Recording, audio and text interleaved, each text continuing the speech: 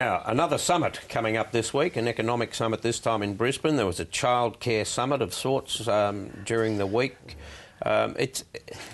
There does seem to be this tendency to have summits without outcomes. There would have been a time with a childcare summit where they would have got them all together. You wouldn't have known about it. Then eventually they take decisions and they announce them. But they're very careful to say, Barry, that this wasn't a summit, because I asked about this, because I said, why was it that some organisations only got 2 days notice well, it was big enough to bring the cameras in and make a big deal of it. Oh, no, it wasn't a summit. If it was a summit, you could make that criticism, but it wasn't a summit. It was just part of an ongoing conversation. But there was very short notice, and it was very public, and it does seem to be part of this a move for Julia Gillard to be convening lots of meetings and be seen to be doing things in areas that people care a lot about. This is part of the charm offensive that Julia Gillard has launched, as typified by the interview with the Sydney, knitting and the yoga. The knitting, the yoga, the boxing and so forth and so on, and the slamming of the miners who are creating the GDP figures, which George loves.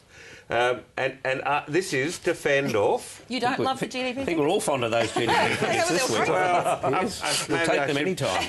Maybe I'll move into mining. I think even Tony Abbott and Joe Hockey said they were pretty good figures. But they don't reflect well on the eastern states. But I think that this is a very political positioning that Julia's taken, because she knows that caucus is looking at her popularity and Kevin Rudd's popularity. But having said that, announcements must come on childcare, surely, George. They must have something I'll in make mind. 2 points. Isn't it terrible that she's trying to save her own job? I mean, she should just lie down and die, as Tony Abbott said. No, I mean, this is awful. It's George, awful that she's got a fighting instinct.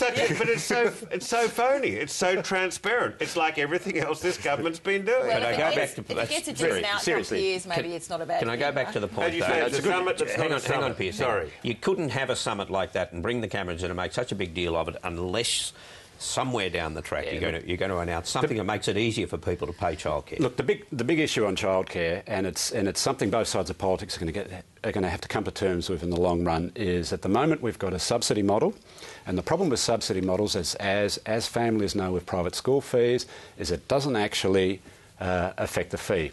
The school takes the idea that the government is signing a part cheque for the fee, up goes the fee. Now, in childcare, at the moment, the model doesn't work, and we know the model's broken simply because it's always running above CPI for childcare costs. So subsidies don't contain costs. Sooner or later, government, and the opposition needs to have a good think about this too, sooner or later government's going to have to step in and worry about what it does to kids between the ages of 1 and 2 up to 4 years of age. We do have a state school system, and it starts at 5, but a lot of families are putting their kids into childcare, and they expect some sort of educational outcome from it. It's preschool, kinder, whatever you call it. At the moment, the system is busted. And the government rebate, there's not a great deal of flexibility in it, and it doesn't necessarily reflect the changing way of work, the changing working arrangements of different families. And I think they're hinting that they're looking at that kind of thing too. Yeah. So we've got a couple of other things going on as well. The workforce needs to be upskilled. People don't want to put their kids in a situation where you've got casuals. They want and the people who work with the kids do want to have their work recognised. And look, the other thing is... They get paid well for it. They want to get paid well for it, so that's a cost driver. But if you also run on a subsidy, something... OK, talking pictures coming up, but both sides of politics starting to refine their lines now on the carbon tax, because July 1 is just days away. Here they are.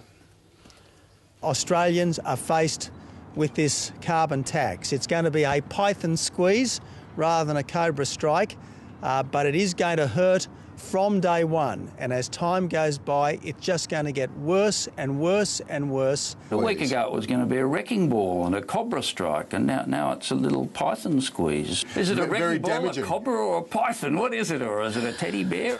I think if the python squeezes you're still fairly unwell. Shortly, Karen Middleton, Piers Ackerman and George Megalogenis, but now here's Mike Bowers and Talking Pictures.